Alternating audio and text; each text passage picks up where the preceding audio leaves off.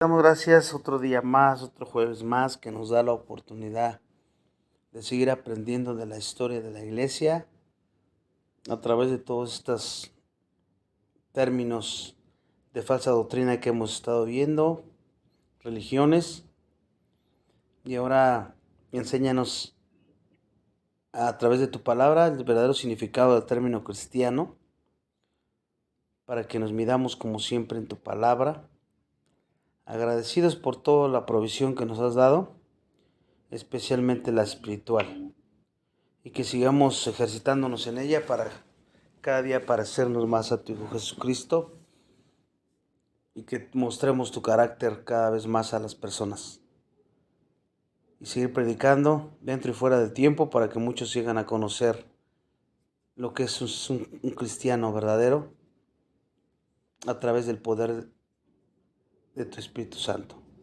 Ponemos en tus manos este estudio, es en Cristo Jesús que oramos. Amén.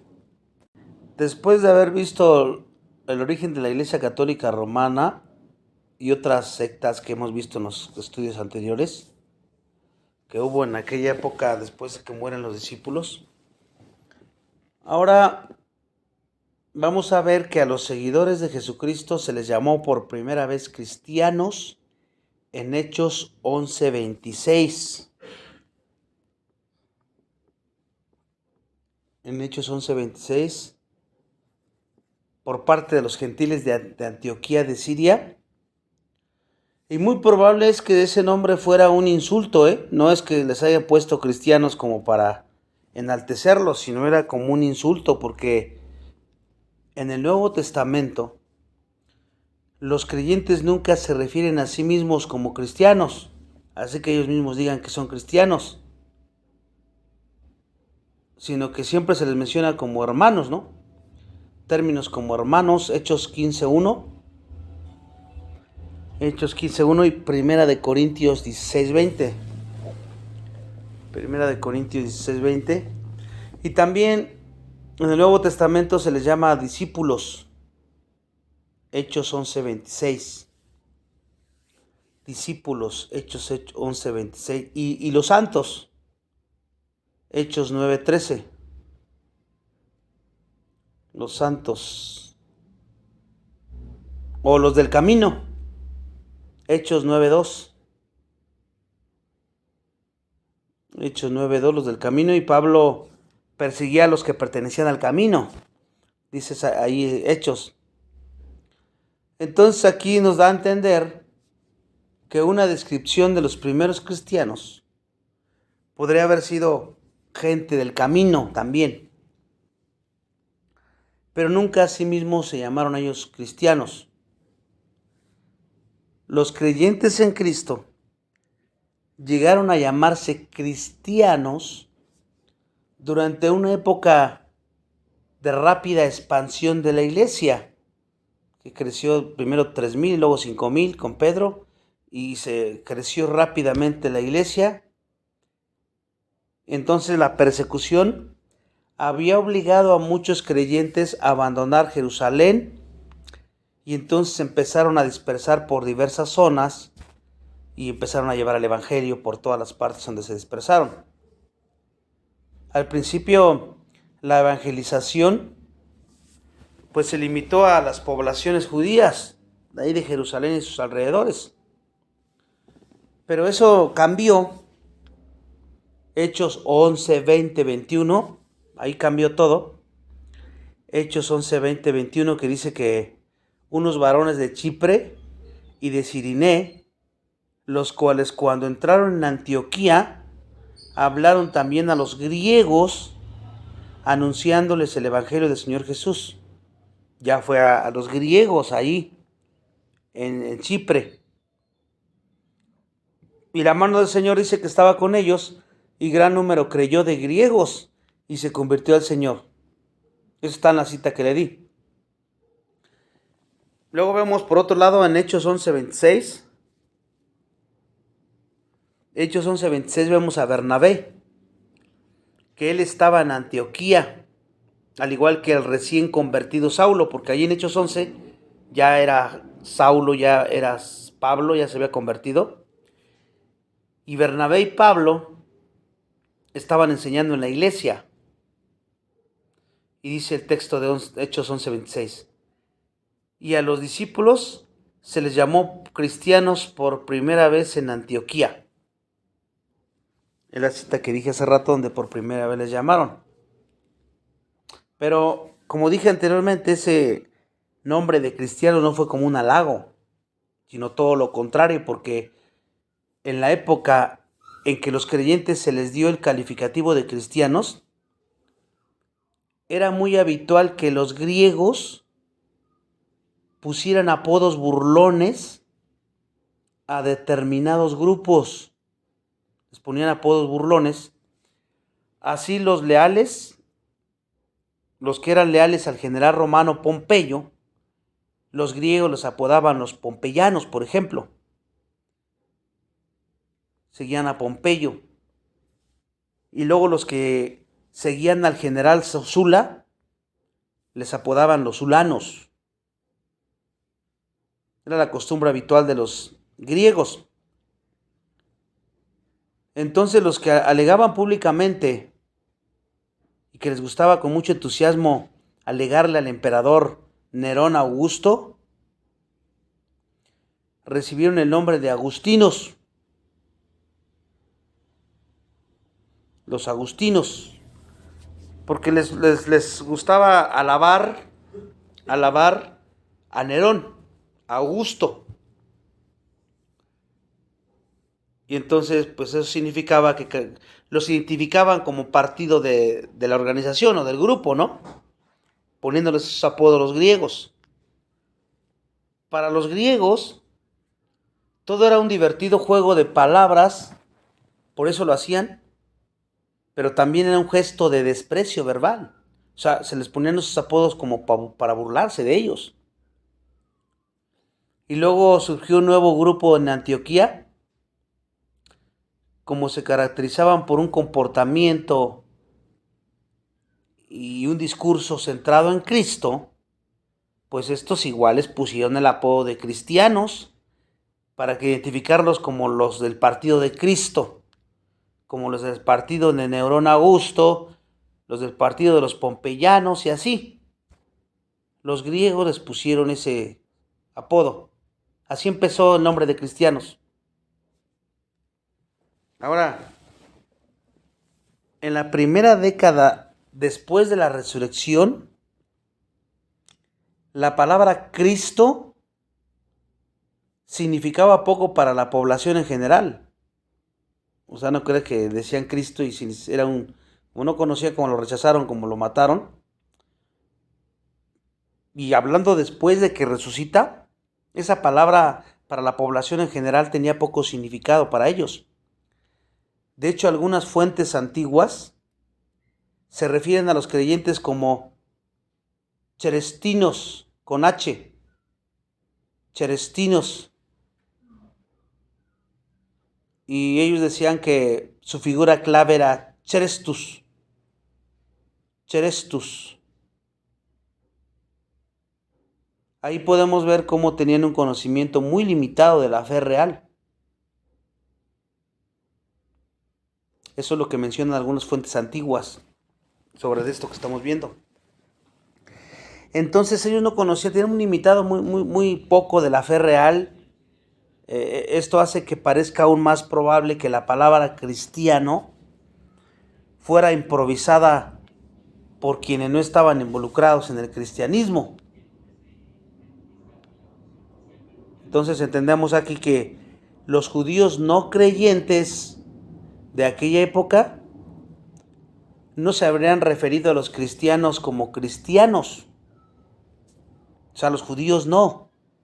¿Por qué? Porque Cristo no significa cristiano, sino significa Mesías. Y ellos lo entendían y se refería al hijo de David. Cristo el Mesías, el hijo de David.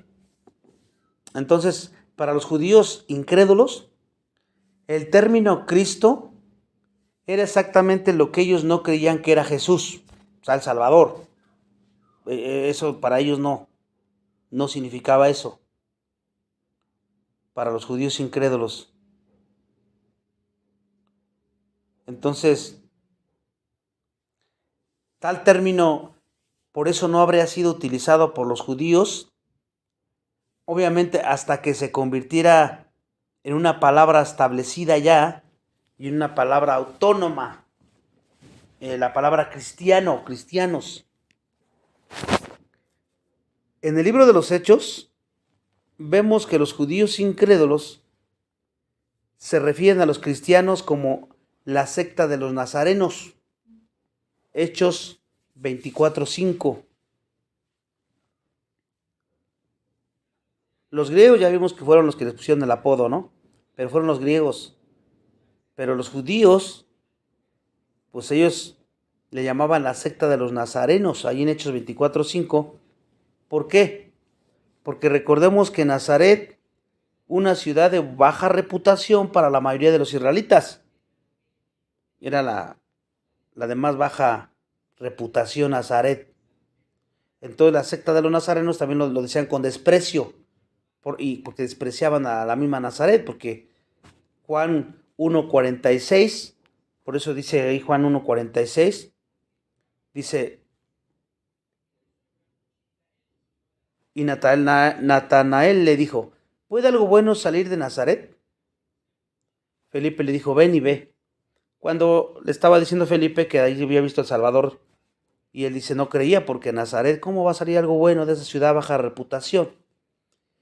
Entonces, en ese sentido le llamaban, es la secta de los nazarenos. Tanto la Biblia como la historia sugiere que el término cristiano fue probablemente un insulto burlón, entendiendo todo lo que hemos visto, como un insulto burlón cuando se acuñó por primera vez, o sea, cuando se empezó a decir por primera vez. De hecho, Pedro dice a sus lectores, por eso ahora entendemos primera de Pedro 4:16. ¿Qué tan importante es conocer el contexto histórico? Porque Pedro dice, no me avergüenzo, no te avergüences si los llaman de esa manera, cristianos, por todo esto que acabamos de ver. Asimismo, cuando Herodes Agripa rechazó cuando Pablo le estaba predicando y él le dijo, Hechos 26:28. Ahora vamos a entender en qué forma lo dijo Herodes Agripa en Hechos 26:28. Dijo, por poco me persuades a ser cristiano, pero en un término burlón. Y probablemente estaba jugando con la reputación negativa del término cristiano, Herodes. Porque imagínate, ¿por qué iba un rey, a someterse a la indignidad de ser llamado de esa manera? Porque en aquella época era indigno que te dijeran así, era como un insulto. O al menos lo decían en ese tono, los griegos. Y cómo el rey iba a dejar que eso ocurriera, ¿no? Viendo el término cristiano, ahora vamos a ver qué es la iglesia. Y ahí vamos a ver que mucha gente en la actualidad entiende la iglesia como un edificio. Pero esa no es la definición bíblica de una iglesia. La palabra iglesia viene de la palabra griega eclesía, con K de kilo, 2K de kilo, eclesía, y significa una asamblea o una convocatoria. Eso es lo que significa iglesia. Y la raíz del significado de la palabra iglesia, la raíz no es un edificio, sino de personas.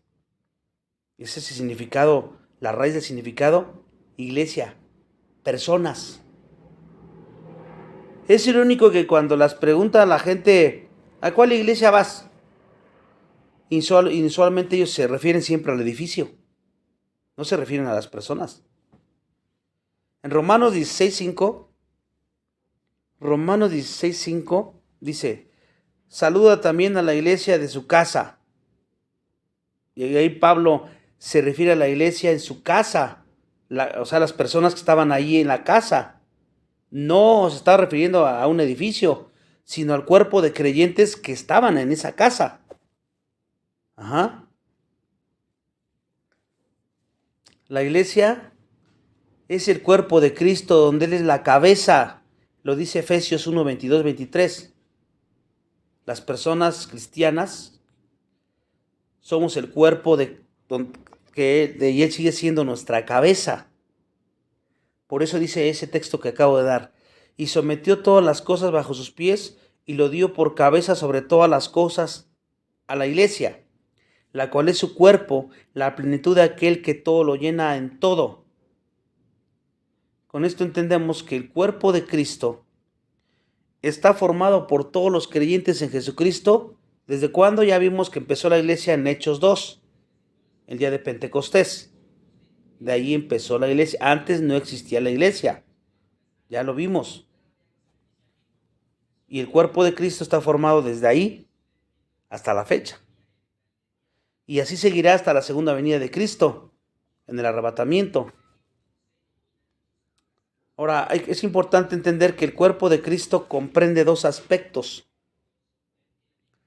El cuerpo de Cristo comprende dos aspectos. Número 1, la iglesia universal es la iglesia formada por todos los que tienen una relación personal con Jesucristo. Esa es la iglesia universal, los que tenemos una relación personal con Jesucristo. Primera de Corintios 12, 13, 14. Primera de Corintios 12, 13, 14. Dice ahí, porque por un solo espíritu fuimos todos bautizados en un cuerpo, sean judíos, griegos, sean esclavos, libres, y a todos se nos dio de beber un mismo espíritu. Ahí, en ese texto, vemos que cualquiera que ha depositado su fe en Jesús es parte del cuerpo de Cristo y ha recibido el Espíritu de Cristo como evidencia de que es parte del cuerpo.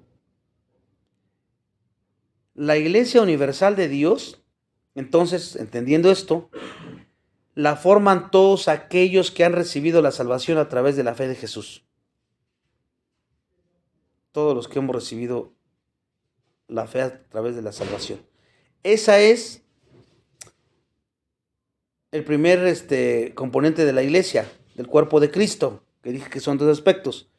Es el primero. El segundo, la iglesia local está descrita en Gálatas 1:1-2. Gálatas 1:1-2 está descrita la iglesia local. Dice ahí, Pablo, apóstol, y todos los hermanos que están conmigo a las iglesias de Galacia. Está hablando de los hermanos, los que están conmigo a la iglesia de Galacia, dice. Aquí vemos que en la provincia de Galacia había muchas iglesias. O sea, muchas personas, que era el cuerpo de Cristo, que se reunían en algunos lugares. Nunca nos desenfoquemos que iglesia, estamos hablando de personas. Ajá. Una iglesia bautista, una luterana, hoy día metodista, etcétera, no es la iglesia como en la iglesia universal, sino más bien es una iglesia local, un cuerpo local de creyentes. Nosotros como iglesia somos una iglesia local, un cuerpo de creyentes que se reúne donde nos reunimos en edificio, pero no somos la iglesia completa, porque la iglesia abarca todo el mundo, todas las iglesias que se reúnen en todo el mundo. Porque entonces la iglesia universal la forman los que han confiado en Cristo para salvación, vivan donde vivan, se reúnan donde se reúnan. Nada más es una sola iglesia. Y todos estos miembros de la iglesia universal debemos buscar compañerismo y edificación en una iglesia local. Cuando vamos a otro estado, a otro país, buscar otra iglesia, otros hermanos, para igual buscar compañerismo, porque somos familia, aunque estemos distanciados por fronteras y lo que sea, somos una sola, un cuerpo de Cristo, todos la formamos. En resumen, la iglesia no es un edificio o denominación. No es un edificio o denominación. De acuerdo a la Biblia, la iglesia es el cuerpo de Cristo y todos aquellos que hemos depositado la fe en Jesucristo para salvación somos la iglesia. Juan 3:16.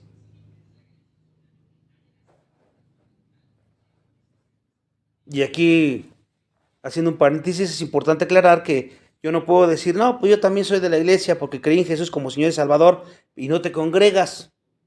No se puede, eso no existe, no existen los cristianos llaneros solitarios que anden, yo en mi casa leo la Biblia y ahí ya. No, porque está separado del cuerpo, tiene que haber coinonía, tiene que haber fraternidad.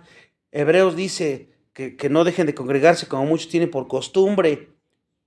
Y nos reunimos ¿para qué? Para animarnos en la fe, en el amor, en las obras, unos con otros.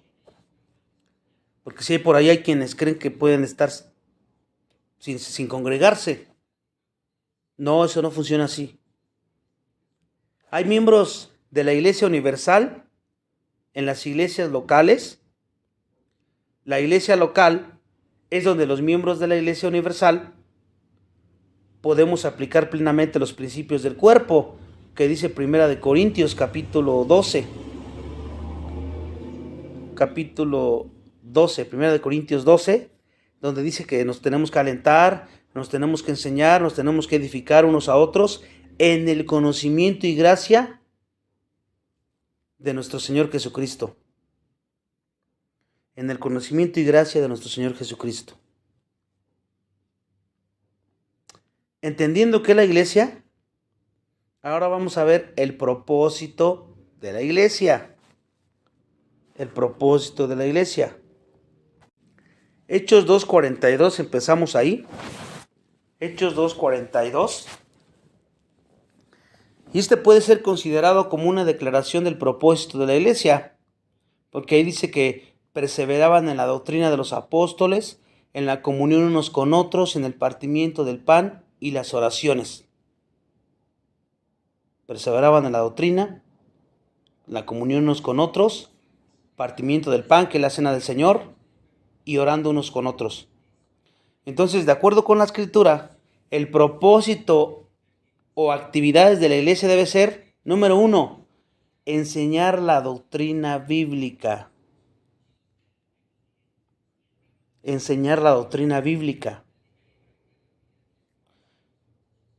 Número 2, proveer un lugar de compañerismo para los creyentes. Tenemos que proveer un lugar donde haya compañerismo los creyentes. Pero ojo, estoy diciendo compañerismo, amor, fraternidad, no pleitos, contiendas y divisiones como estaban haciendo los corintios. Ahí ya nos estamos saliendo del propósito de la iglesia cuando está uno haciendo eso. No funciona, es compañerismo. Número 3, para celebrar la cena del Señor. Celebrar la cena del Señor. Y número 4, orar. Según Hechos 2:42. Estos son los 4 propósitos de la iglesia. Orar. La iglesia debe enseñar la doctrina bíblica, la sana doctrina, bien interpretada. ¿Para qué? Para que todos podamos ser arraigados en nuestra fe, en esa sana doctrina y todos tengamos la misma enseñanza. Efesios 4:14. Efesios 4:14 dice, para que ya no seamos niños fluctuantes llevados por donde quiera de todo viento de doctrina, por estratagema de hombres que para engañar emplean con astucia la artimaña del error. Esa es una de las principales, por eso mismo, para que no andemos niños fluctuantes, pues se tiene que enseñar la doctrina bíblica. La iglesia está para ser un lugar de compañerismo donde todos nosotros podamos convivir fraternalmente, honrarnos unos a otros como dice Romanos 2:10, amaos los unos a los otros con amor fraternal, instruirnos unos a otros, como dice Romanos 15:14, pero estoy seguro de vosotros, hermanos míos, de que vosotros mismos estáis llenos de bondad, llenos de todo conocimiento, de tal manera que podemos amonestar los unos a los otros. También debemos ser benignos y misericordiosos unos con otros. Efesios 4:32. Efesios 4:32. Y también animarnos unos a otros. Primera de Tesalonicenses 5:11. Animarnos unos a otros. Primera de Tesalonicenses 5:11. Pero lo más importante de todo es amarnos unos a otros. Primera de Juan 3:11. Primera de Juan 3:11. ¿Se dan cuenta? Aquí en un momento dice que estar envidiándonos, ofendiéndonos, murmurando unos con otros. Es todo lo contrario lo que nos enseña aquí. La iglesia debe ser un lugar donde los creyentes podemos celebrar la cena del Señor, recordando la muerte de Cristo y su sangre derramada por nosotros. Primera de Corintios 11:23. Ahí es donde instituyó la cena en Hechos 2:42. El concepto de partir el pan también conlleva la idea de comer juntos. Eran las reuniones ágape en aquella época, donde sí había comida para que comieran juntos. Ese es otro ejemplo del compañerismo promovido por la iglesia. El propósito final de la iglesia, de acuerdo a Hechos 2:42, es orar. La iglesia es un lugar que promueve la oración, enseña la oración y que practica la oración. O sea, las personas que son la iglesia tienen que ser así. Filipenses 4:6-7. Filipenses 4:6-7 dice: por nada estéis afanosos, sino sean conocidas nuestras peticiones delante de Dios, en toda oración y ruego con acción de gracias, y la paz de Dios que sobrepasa todo entendimiento, guardará vuestros corazones y vuestros pensamientos en Cristo Jesús. Otra comisión dada a la iglesia es proclamar el evangelio, que está en Mateo 28:18-20. Ese es otro propósito de la iglesia, proclamar el evangelio para la salvación a través de Jesucristo. Mateo 28:18, que es la gran comisión. Ahí vemos que la iglesia es llamada a compartir fielmente el evangelio a través de su palabra y los hechos. La iglesia, los congregantes que hemos creído en Jesús, estamos para ser un faro de luz en una comunidad que anda en tinieblas, guiando a la gente ¿hacia dónde? Hacia nuestro Señor y Salvador Jesucristo. La iglesia está tanto para promover el evangelio como para preparar a sus miembros a que lo proclamen. Primera de Pedro 3:15. Sabemos que nos reunimos como iglesia el domingo, pero después la iglesia se parte, por decirlo así, pues cada uno se va a su casa, pero tú eres una pequeña parte de la iglesia en el lugar donde estés. Tienes que ser luz, tienes que estar de la tierra, tu trabajo, en tu casa, donde sea.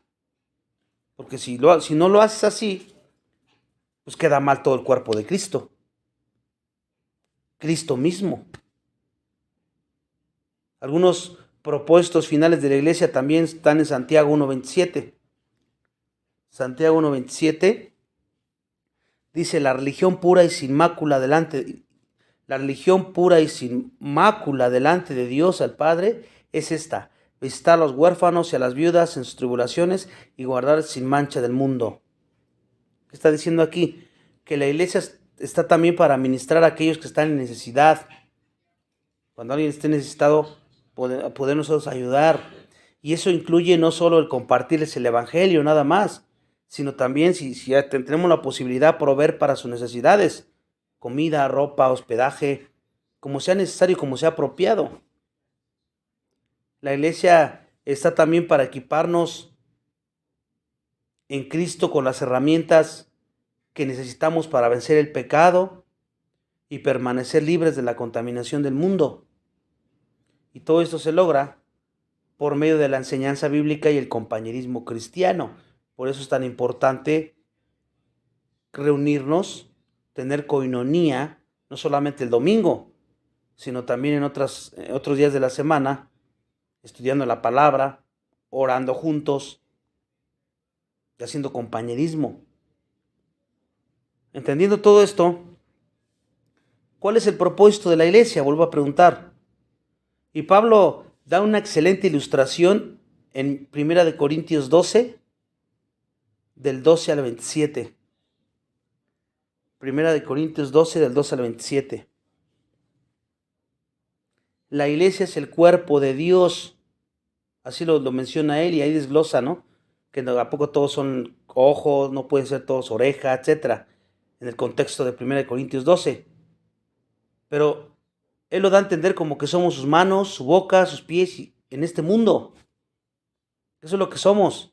Estamos para hacer las cosas que Jesucristo haría si Él estuviera aquí físicamente en el mundo. Tú estás en representación de Él como iglesia y tienes que actuar, hablar, comportarte como Él lo haría si estuviera aquí.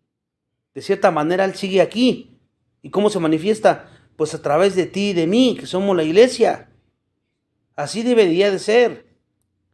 La iglesia está para ser cristiana. ¿Qué significa eso? Bueno, ser como Cristo, para ser seguidores de Cristo y mostrar al mundo perdido a Cristo, porque muchos no leen la Biblia. Y la única manera de que puedan ver algo de Cristo es a través de nuestro comportamiento. Por eso es bien importante eso. Y por último, para terminar este estudio, vamos a ver por qué es importante asistir a la iglesia. Tengo que aclararlo bien esto. ¿Por qué es importante asistir a la iglesia?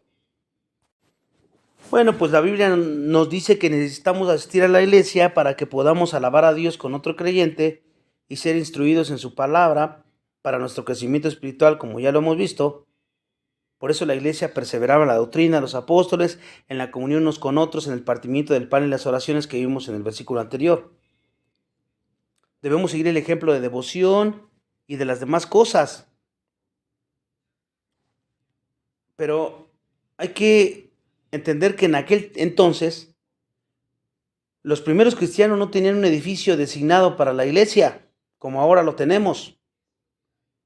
Pero aún así perseveraban unánimes cada día en el templo, partiendo el pan en las casas, comiendo juntos con alegría y sencillez de corazón.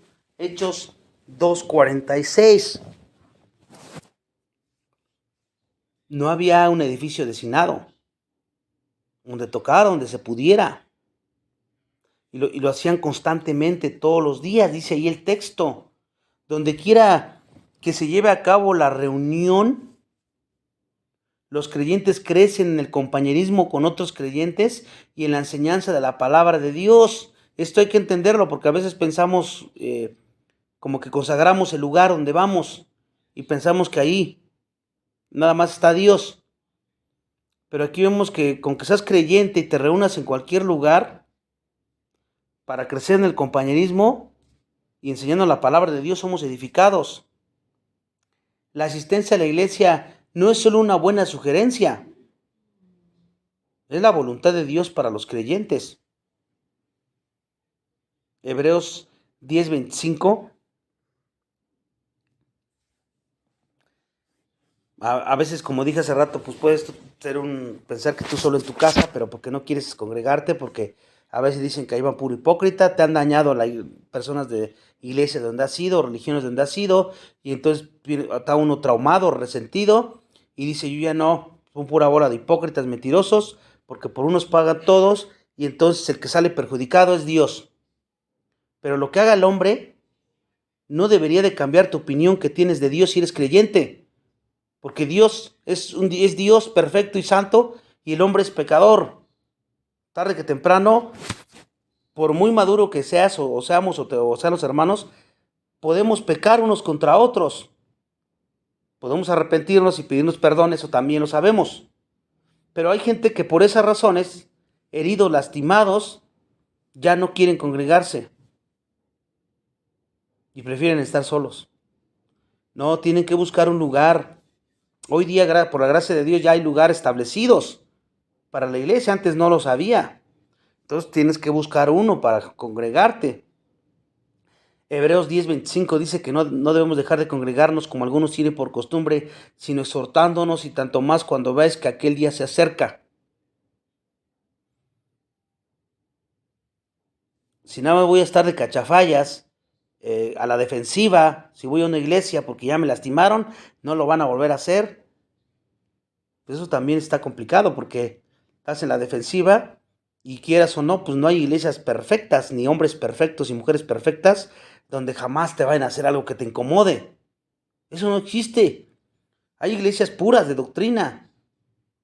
Y es como un hospital de enfermos que están ahí porque están enfermos y porque necesitamos pues la sanidad que Dios nos da. Si estuviéramos perfectos, pues ¿para qué iríamos a la iglesia, verdad?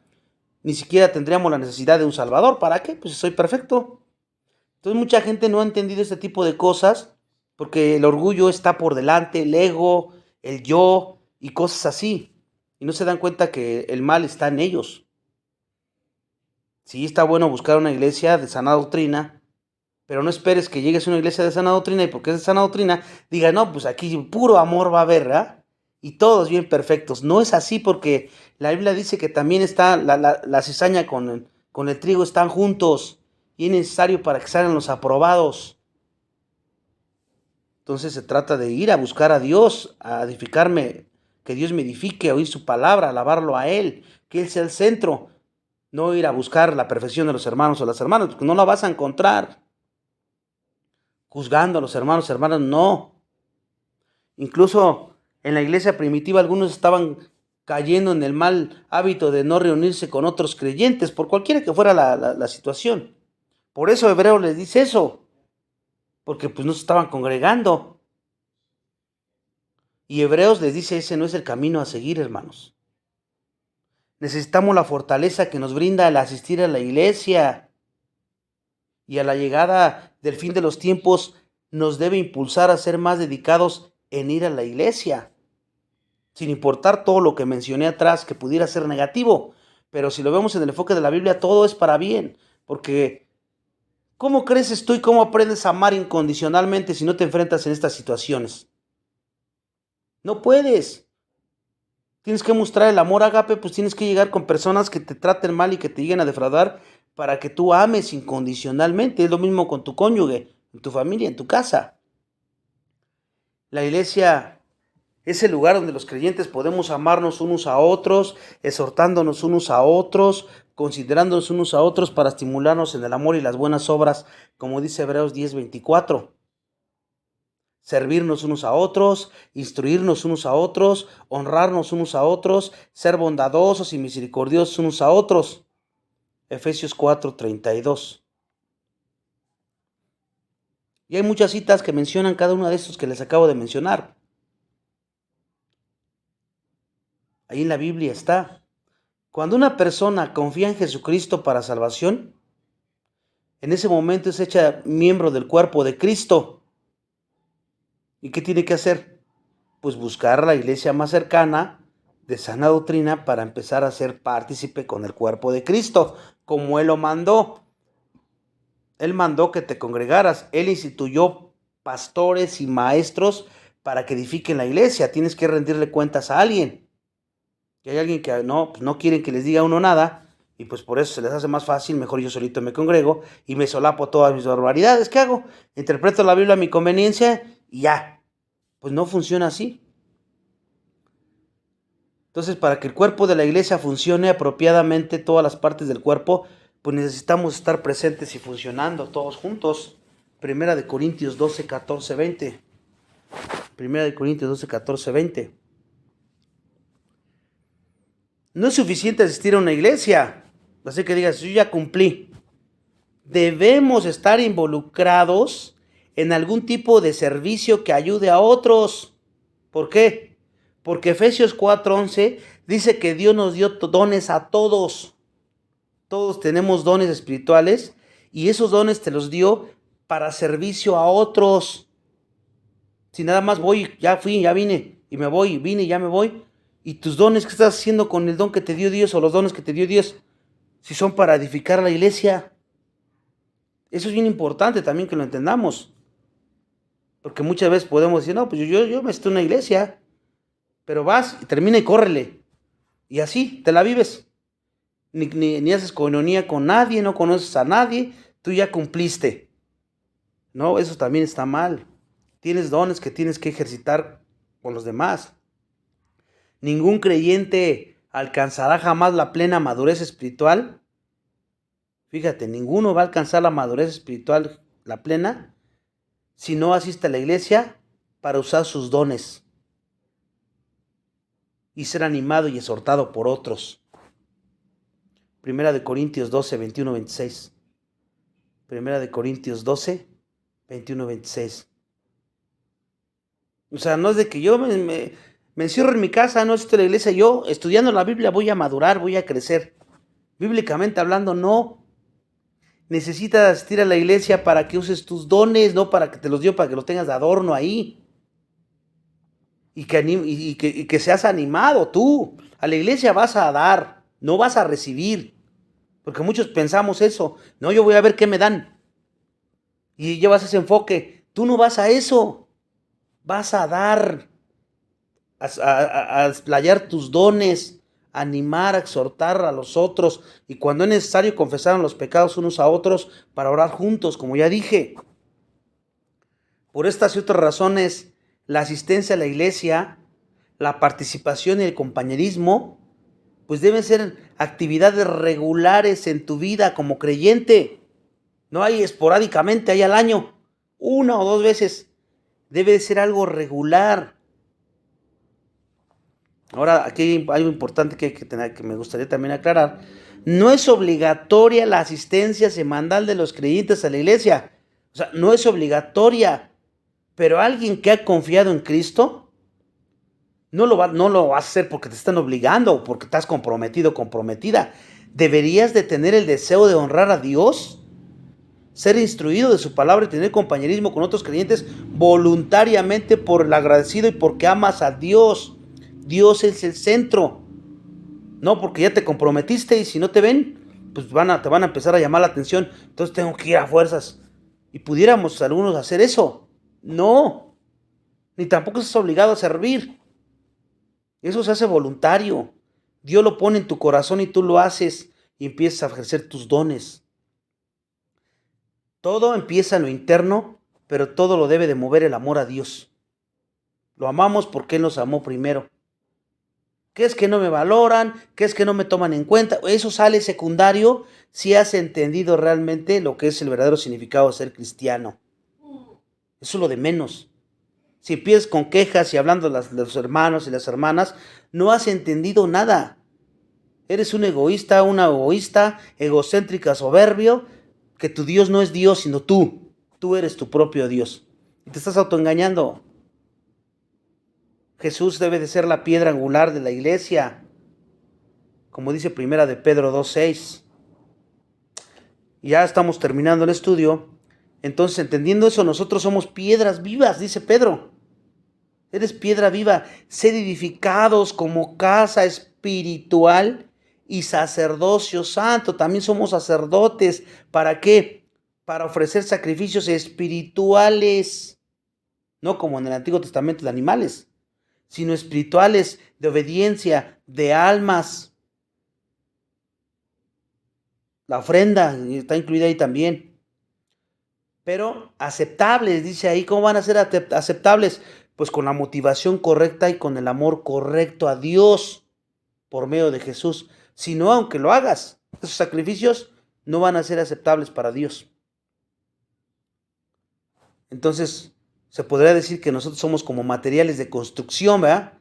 Del que construimos la casa espiritual de Dios y tenemos naturalmente una conexión entre nosotros y una conexión es evidente cada vez que la iglesia va a la iglesia.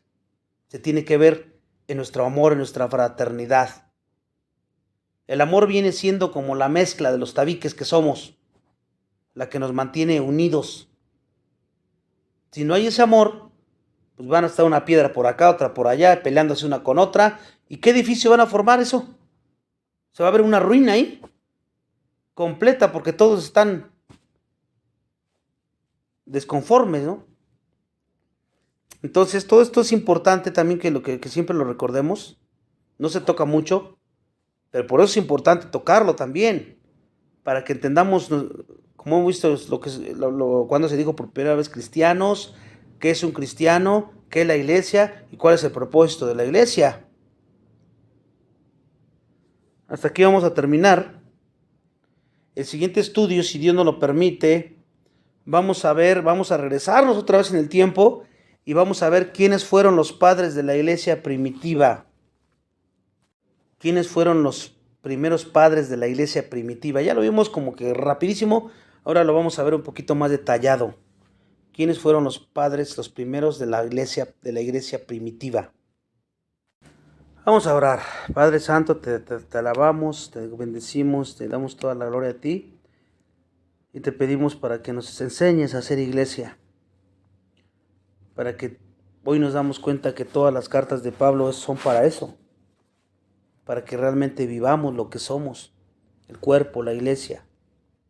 Porque a veces no sabemos, nadie nace sabiendo, nos predican en el Evangelio, les predicamos el Evangelio, y llegamos y luego traemos arrastrando cosas paganas, comportamientos en otras religiones, en otras filosofías.